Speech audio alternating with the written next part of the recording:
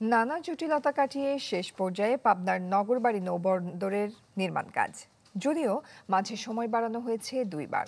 কর্তৃপক্ষ বলছে পুরো কাজ শেষ হলে জাহাজ থেকে পণ্য খালাসে গতি বাড়বে অন্তত 10 গুণ। সেই সাথে রাজস্ব আদায়ের পাশাপাশি বাড়বে কর্মসংস্থান। পুরানো দিয়ে নতুন নিতে আজই চলে আসুন আপনার নিকটস্থ ওয়ালটন শোরুমে। উত্তরাঞ্চলের প্রবেশদ্বার হিসেবে খ্যাত পাবনার নগরবাড়ি নৌবন্দর।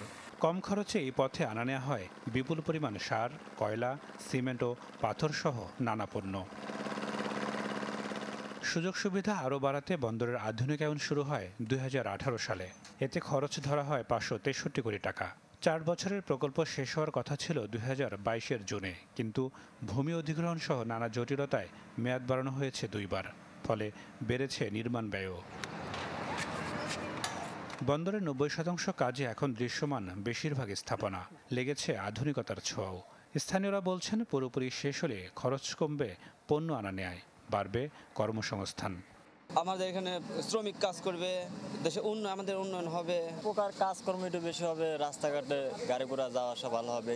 অনেকদিন যাবত বন্দরের কাজটা চলতেছে, তো শেষ হওয়ার কথা এখনো শেষ হচ্ছে না। নির্ধারিত সময়ের মধ্যেই সবকিছু শেষ করার আশ্বাস ঠিকাদারি প্রতিষ্ঠানের।